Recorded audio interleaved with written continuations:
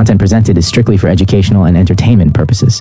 Here is the faithful transcription of testimonies from the federal trial of Diddy Combs as reported by Inner City Press. In the courtroom where the Diddy Combs case unfolds, the atmosphere changes radically when an unexpected witness makes his entrance. Dressed in a dark suit and discreetly displaying a federal badge, former FBI investigator Mark Alperine approaches the witness stand. His arrival provokes total silence in the audience. The revelations he is about to make go far beyond the scope of a simple celebrity scandal.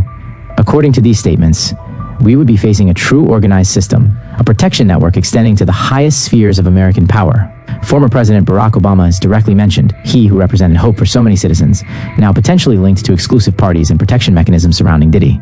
According to Alpine, the impunity that Diddy enjoyed for decades is not explained by the excellence of his lawyers, but rather by his usefulness to influential personalities. This case reveals troubling connections between politics, religious institutions, the music industry, and an underground control network established since the 1990s. The audience, though packed, holds its breath. The atmosphere becomes even more tense when the back doors open to let in a man in a dark suit, briefcase in hand. No official announcement is made, no formal presentation. The magistrate contents himself with an approving nod. This signal marks the entry of an exceptional witness. We are not facing an ordinary witness, but someone who has evolved in the shadows, possessing an unmatched level of access, well beyond what a journalist or private detective could hope to obtain. Identified only under the name of Special Agent, this federal official from Han has devoted decades of his career to the FBI's organized crime and political corruption divisions. Today, for the first time, he testifies under oath concerning Diddy Combs. The agent takes his place, opens his briefcase, and places a thick black file on the lectern. He carefully avoids looking at Diddy, who remains impassive at the defense table with clenched fists. He does not turn toward the jury either. He simply declares, "I have been monitoring Mr. Combs and his business activities for more than 20 years. This surveillance is not recent. What changes today is that we are finally authorized to talk about it." The magistrate invites him to continue. The agent reveals that the FBI initiated preliminary investigations on Diddy Combs as early as the late 1990s. The warning signals were permanent, he explains. "We observed inexplicable financial movements, private events that intersected with identified trafficking networks, international connections leading to shell companies. Yet, each time we approached the goal, all doors suddenly closed." The agent describes a particular case from 2001, an international infiltration operation concerning money laundering involving a Bad Boy Records associate in Europe. The evidence led directly to Diddy's financial teams revealing foreign accounts, fraudulent billing, and shell companies in Luxembourg. But at the crucial moment to obtain search warrants, authorization was refused. That's when I understood confidently. We were not facing simple star protection, we were facing interference at the federal level. Murmurs run through the audience. "I don't want to appear conspiratorial," continues the agent, "but we were not dealing with intimidated local police. The orders came from above. Personalities installed in Washington ordered us to withdraw. Files disappeared. Witnesses were relocated. Investigators found themselves reassigned elsewhere. At first, we thought of coincidences, but that was not the case." The prosecution then presents a detailed chronology of obstructed investigation, starting from 1999 to 2013. Each time Diddy was associated with criminal activities, either a key witness disappeared or a federal administrative delay froze the investigation. A jury member shows visible stupefaction. A woman in the gallery lets out a cry and covers her mouth. Then comes the shocking revelation. In 2003, we had reasons to think that Mr. Combs benefited from unofficial informant protection. The type of protection that does not appear in public records. This level of protection can only be granted by the highest authorities. At that time, only 3 people in the federal apparatus had the power to authorize it. The audience freezes and Diddy seems perfectly aware of the identity of these 3 people. The special agent leans toward the microphone and clears his voice. "This is where the narrative takes a different turn," he announces. "Because we are no longer talking only about crimes committed. We are talking about identifying who allowed the perpetuation of these crimes. And this leads us to Mr. Diddy's relationships with political figures from the highest echelons, notably Barack Obama." The courtroom falls into stunned silence. Even the magistrate slowly raises his head, eyes squinted in concentration. The agent opens the black file and presents a series of photographs to the jury.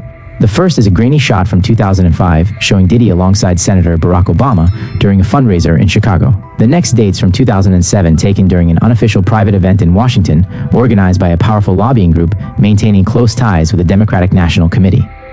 Diddy appears under a pseudonym, but the photograph leaves no doubt about his identity. He was present and was not alone. "These meetings were not simple photo sessions," specifies the agent. "They were meetings, closed sessions. We think that Mr. Combs participated in intelligence sharing operations with campaign operators, exchanging services for information about other people in exchange for protection." The defense raises an objection before the agent finishes his sentence, but the prosecution calmly produces the evidence, travel logs, email metadata, and much more. "Here's what we know," declares the agent in a firmer voice. In 2009, shortly after Mr. Obama's inauguration, our office submitted a wiretapping request targeting Mr. Diddy Combs. The objective was to intercept communications between Mr. Combs and several known drug traffickers who were laundering money through production companies affiliated with Bad Boy Records. The request was rejected. The audience stirs. Rejected by whom? Asks the prosecutor. The agent turns to the last page of the file, revealing a call log from a legal office affiliated with the White House. The name is redacted, but the timestamp corresponds exactly to when our request was withdrawn, declares the agent. The magistrate asks the jury to ignore any speculation, but the damage is done. The implications are far from subtle. The timing is not fortuitous. A man under federal surveillance had managed to acquire enough access to the White House to have a wiretap canceled. Pure and simple. We are not accusing President Obama of personally protecting Mr. Combs, clarifies the agent, but we affirm that his administration created a channel, a relationship, and that this relationship effectively granted immunity to Mr. Combs for years. Journalists scribble frantically. Even the stenographer pauses before resuming. Diddy had not had a stroke of luck. It was calculated, orchestrated, made possible by a power much more considerable than anyone had anticipated. And this was only the beginning. The jury now leans forward. Eyes are riveted. The special agent has just opened a section of the trial that no one, not even the most daring journalists, had dared predict. But what follows completely transforms the atmosphere of the courtroom, moving from curiosity to dread. The agent brandishes a final image. It is neither blurry nor secret. It's a high-resolution photograph taken during a private reception at Martha's Vineyard. It shows three men, Diddy Combs, former President Barack Obama, and Reverend Al Sharpton. They are not posing for the press. This is not a public event. It's a gathering in a muted atmosphere on private property, an estate belonging to a technology billionaire having ties both with the entertainment industry and defense companies under contract. This photo, dates from 2014, indicates the agent. They called it a charity dinner, but we obtained the guest list through court-authorized means. What we discovered were names linked to multiple sealed investigations. Former CIA agents, arms dealers under sanction. Murmurs break out again. The magistrate strikes his gavel. Silence. The agent continues. Mr. Combs was not there as a guest. He served as a conduit, transmitting information from New York streets to the marble corridors of political power. In return, these transgressions were forgiven. A juror drops his pen. Then comes the account that makes even the magistrate's eyes narrow. In 2012, reveals the agent, an anti-trafficking operation by the Miami Bureau. A close associate of Mr. Combs was arrested red-handed, wire transfer abroad. It was the kind of case that makes headlines. The agent looks up. Heavy gaze. 48 hours later, the file was sealed. Agents were reassigned, the suspect was released, and the case disappeared. How? Asks the prosecutor. The agent does not hesitate. A phone call arrived from a Capitol Hill extension. That's all we know. No name, just a phone call, and everything evaporated. He then presents internal memos, emails from perplexed agents reporting interference. One line stands out, notes the agent. It's stipulated. Don't ask why this was buried. Just content yourself with not being in the room. Then comes perhaps the darkest revelation. There was a period in 2015, confides the agent, when we closely monitored Mr. Combs' movements. He went to Haiti, then to Colombia, then to private islands in the Caribbean. At first we thought it was recreational, but intelligence from foreign partners suggested otherwise. Meetings with cartel-affiliated financiers, yacht parties involving minors flown in from Brazil and Eastern Europe.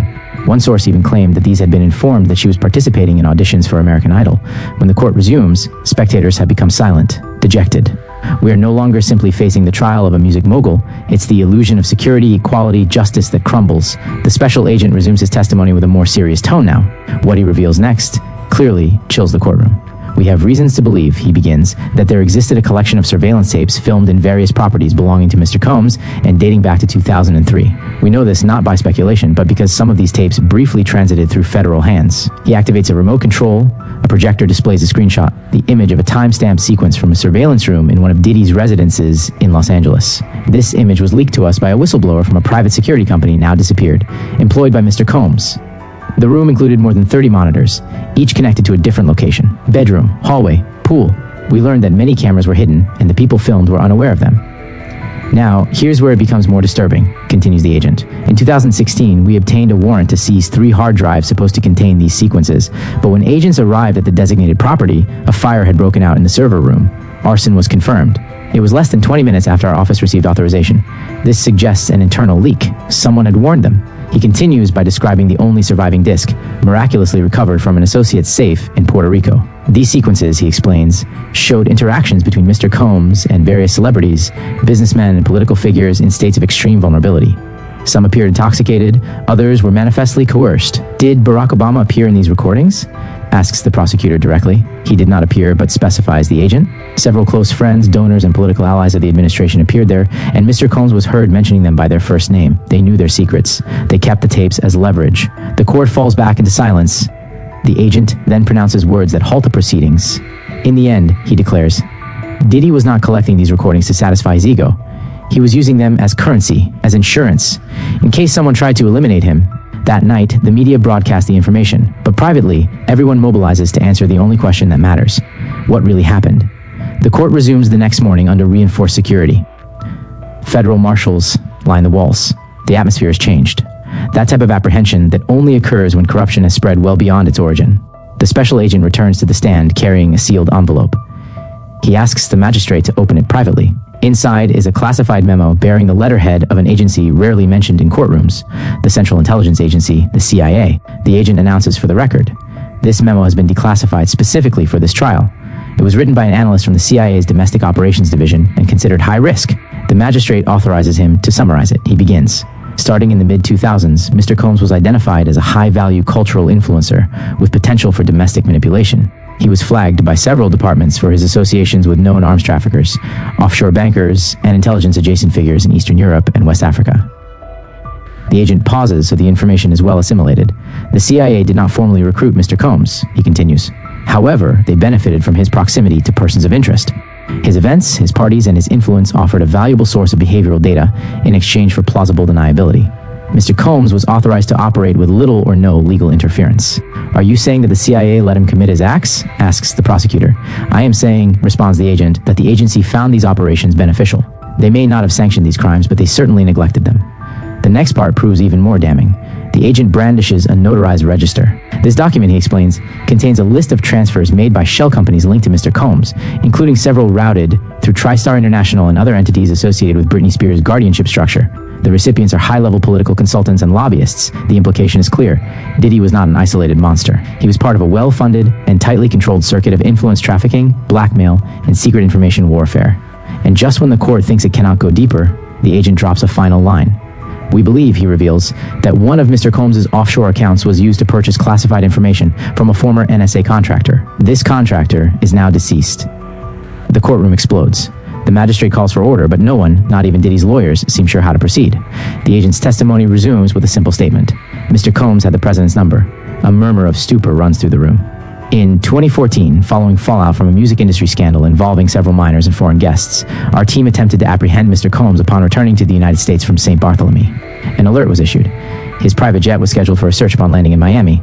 The agent brandishes a Department of Homeland Security file. Here, you see the customs alert. It was active for 37 minutes, then suddenly canceled. Why? Asks the prosecutor. Because someone from President Obama's administration contacted DHS. The call lasted 41 seconds. That's all we know. The number was later traced to a secure switchboard used by the White House counsel. The alert disappeared. The case was abandoned. Diddy left the airport intact.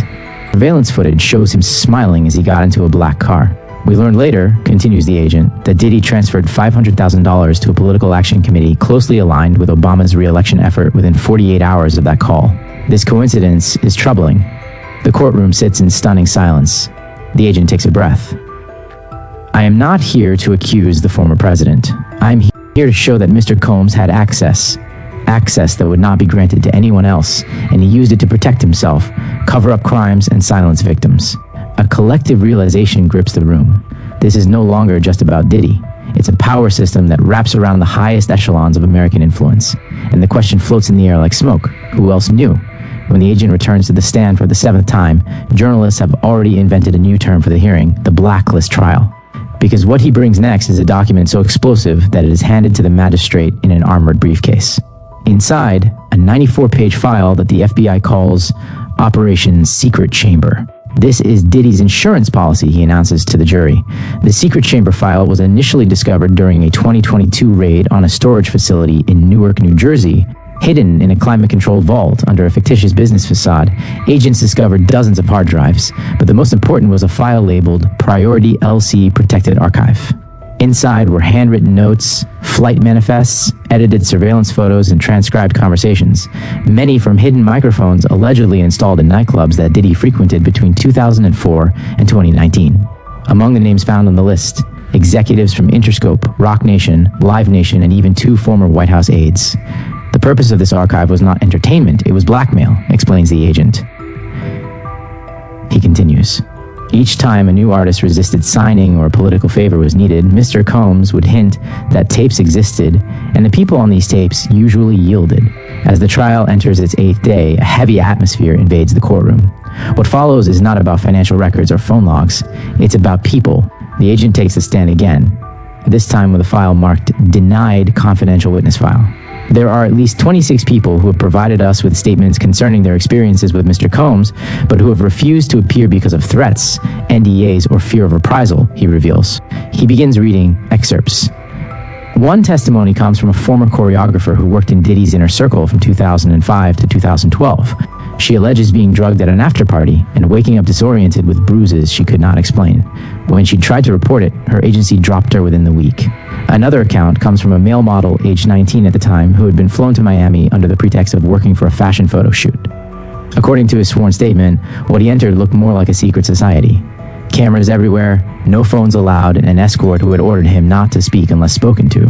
But the most devastating comes from someone identified simply as CHB11. This person claims to have been 15 when she was introduced to Diddy by someone in his entourage.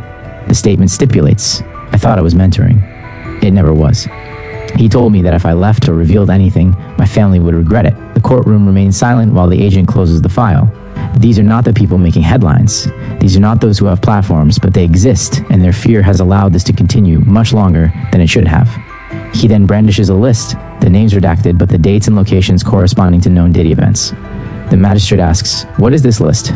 "Confirmed victims," responds the agent. "Victims whose testimonies correspond to multiple data points from our investigations." When he left the witness stand, emotion was palpable throughout the assembly, including among the jurors. On the last day of the investigator's deposition, the court's security measures were reinforced not because of intimidation, but because authorities sensed the impact of what was about to be revealed. "We have reserved the most crucial element for this hearing," declared the investigator while deploying a sealed transcription. Here is the transcription of a telephone conversation intercepted in 2015 between Mr. Combs and an anonymous interlocutor linked to a major Washington influence firm. This transcription has been authenticated by several experts in voice analysis software. He paused, then began reading. "You had declared, 'Keep this discreet.' Diddy's presumed voice allegedly responded. But I fulfilled my mission. I provided the funding. I mobilized the artists. We swayed 5 districts in favor of Democrats in the last elections. If I fall, some of you will fall too." The investigator looked up. This voice belonged to Mr. Combs, and his words do not only concern the music industry or festivities. He mentions campaign financing, electoral mobilization, and possible manipulation of the democratic process through the influence of public personalities. The room exploded. The electoral strategy of an outgoing president had supposedly involved one of the most controversial figures currently being judged. Even indirectly, the image was catastrophic. A juror distinctly murmured, "My God!" The investigator concluded. Diddy was not only buying silence, he was buying political influence, and the currency was your vote. He returned to his seat. The judge suspended the debates. This is how this trial, initially perceived as a simple celebrity scandal, became the darkest chapter in contemporary political history. A judicial procedure that could ultimately and has already begun to expose the corruption that had been brewing behind the scenes for generations. The question that now arises, how many other identities appear in this compromising register? Subscribe to follow the continuation, because one thing is certain, this trial is far from over.